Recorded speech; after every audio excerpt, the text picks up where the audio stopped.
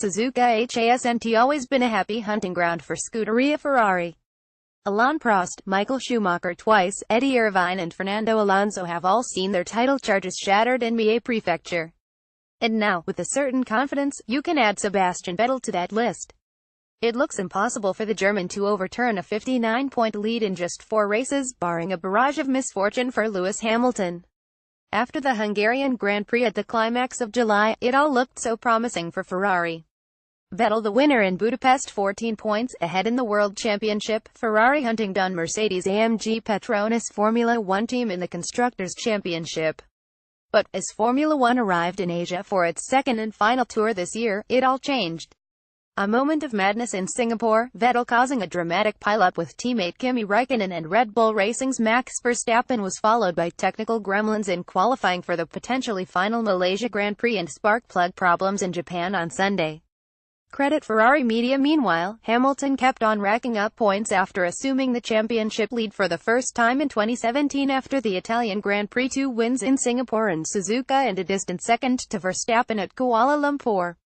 If he wins the United States Grand Prix, a distinct possibility, having won 4 out of the 5 races in Austin, with Vettel finishing in 6th or lower, we will have 2 four-time world champions on the grid for 2018. And now, to add salt to the gaping wounds, Vettel and Räikkönen have to start looking over their shoulders instead of forwards. Valtteri Bottas has his eyes on second place in the Drivers' Championship, now just 13 points behind the German. Daniel Ricciardo looks to have cemented 4th over Räikkönen, with Verstappen's recent change in fortunes bringing him within 40 points of the Finn. Fortunately, the bullish Red Bull are still 92 points adrift of the Scuderia. Surely that's not possible. Red Bull's Power Blues. There were plenty of unknowns going into the Japanese weekend. With Red Bull proving to be far superior in Malaysia, many were tipping them for a second successive victory. The S's in Sector 1 are the perfect place to see an Adrian Newey-designed car in full attack. But it never worked out like that. Mercedes unlocked further potential from the W08, whilst Vettel claimed 3rd. It left Ricciardo and Verstappen around a second off the ultimate pace as Hamilton took a career-first Suzuka pole. Unbelievably, team principal Christian Horner put the gap down to Renault's power unit, reportedly 50 HP behind their rivals' efforts, and without a special engine mode for the final part in qualifying. The latter point is a very justifiable argument, as Verstappen and Ricciardo were able to match the 2 silver arrows in the race. Speaking about the effect of the mode, Horner cited the more power-dependent nature of the track this year.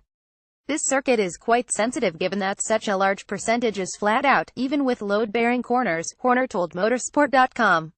Photo Octane Photographic Limited. So what we seem to find is, if we pick a corner like 130R, compared to our immediate competitors, even though that corner is flat out, we never recover on the exit of the corner. With Renault set bring a whole new concept engine in for 2018, including a magic mode, Red Bull may have their prayers answered.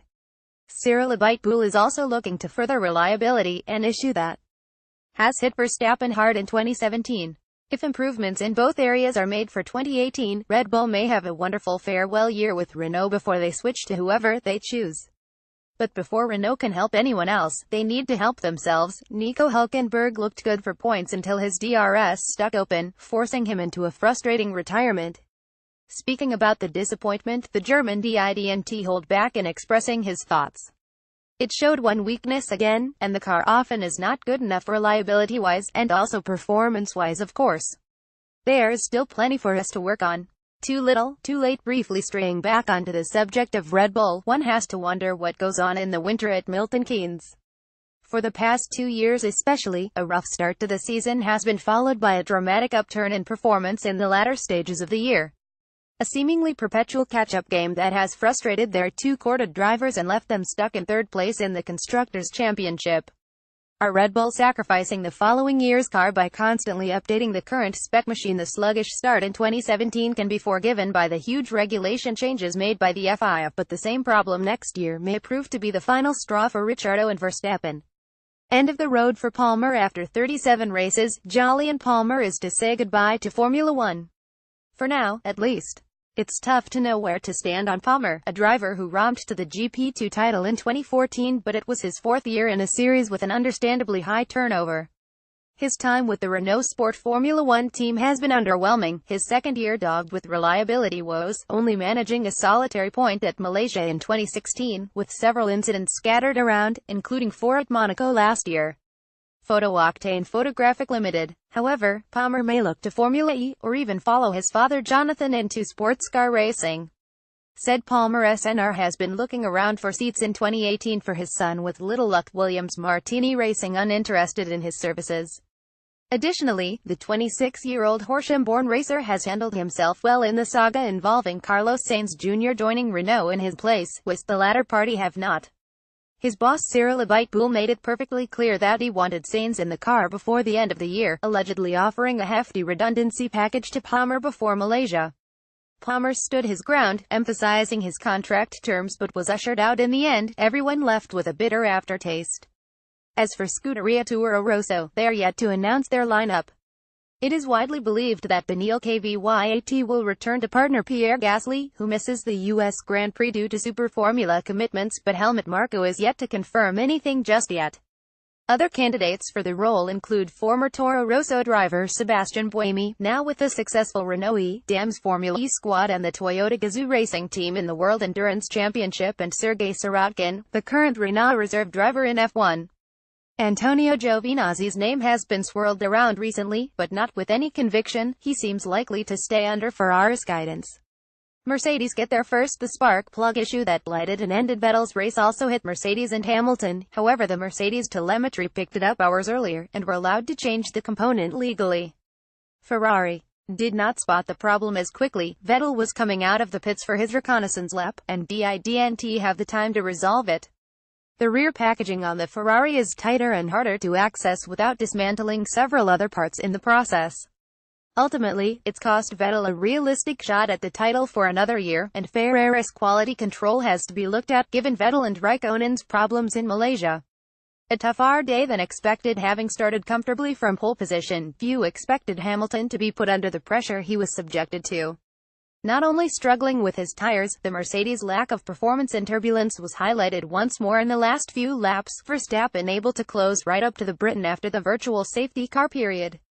The tire issue is a mystery. Mercedes have usually performed better on the harder compounds and cooler conditions, however last weekend saw the opposite. The super soft tires provided more joy for Hamilton, with the track temperature standing at 46 degrees Celsius, whereas he struggled on the soft compounds, despite track temperatures falling to 39 degrees Celsius.